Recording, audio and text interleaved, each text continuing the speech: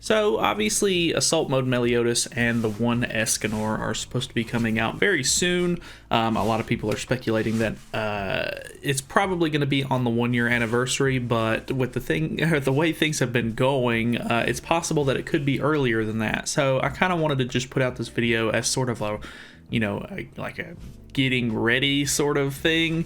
Because obviously these are two units that everybody is going to want, and everybody's going to want to try to go ahead and power up as soon as they get them, and whatever the case may be. So obviously you should be grinding and getting a lot of your materials already like good to go, which brings me to the first point of what do you need. So I actually don't have any characters that I don't have awakened at all.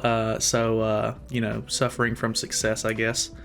Let me, if I can exit full screen here and switch over to JP.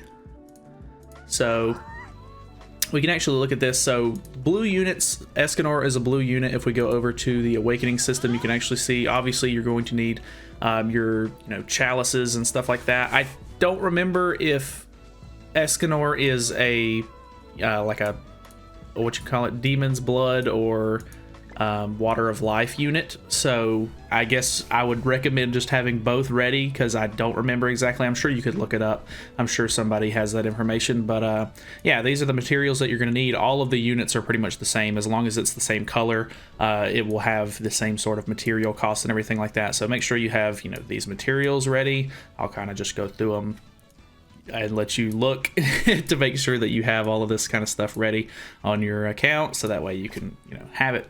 So that way, or I mean, maybe you kept your, I'll go back, I kind of skipped that one a little too quick, but maybe you have one of those little star pendant things that you get every once in a while from the game, or maybe you've been saving those. That is a really good thing to do. I have one on my account already ready to go, just in case. I guess I'll just use it on the first one that I get, because I think I have the materials that I need for both characters at this point.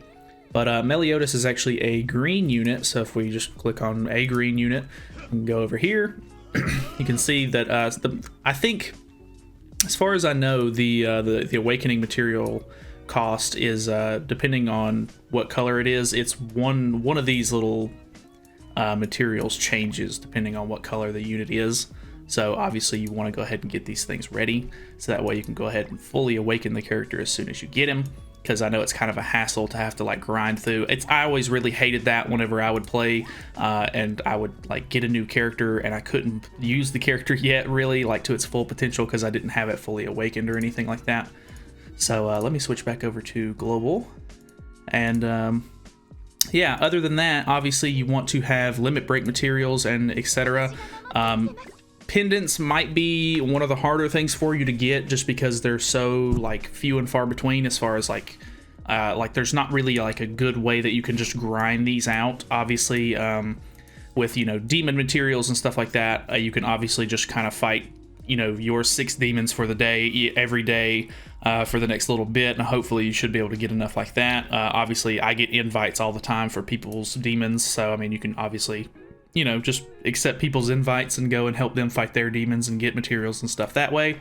And then books are probably the easiest. All you have to do is go to Fort Solgris and sort of grind out a bunch of books.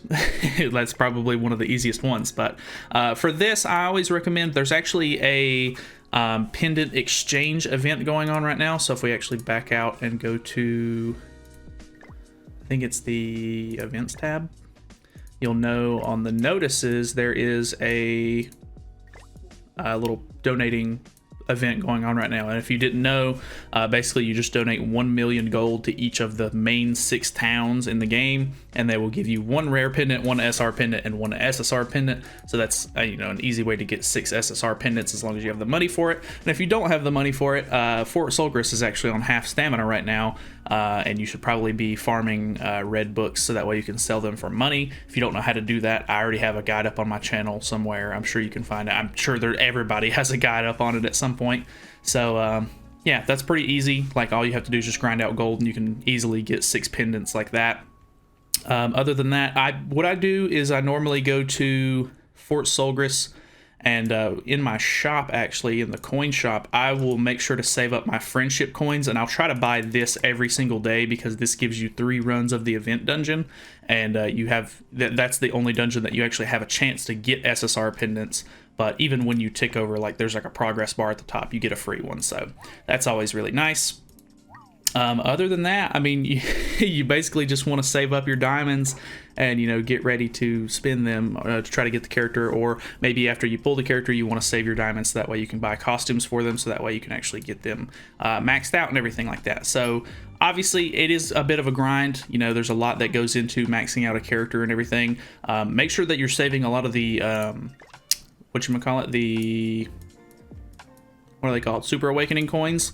There's a lot of the events right now in the game have Super Awakening coins as sort of like rewards and stuff like that. You get Super Awakening coins here. There's Super Awakening coins in the coin or the exchange shop for it. The disaster event tower thing right now has, you know, tons of them. Regular Tower of Trials has tons of them. So I mean, make sure you're saving these Super Awakening coins, because Super Awakening is obviously a big part of maxing out a character nowadays. So, you know, just make sure you're getting all these materials ready. Just, you know, keep it in the back of your mind, I guess, while you're going forward these next couple of weeks up until the release of whether it be, you know, the 1 Escanor or Assault Mode Meli, because obviously those are sort of big units that you want to have ready to go.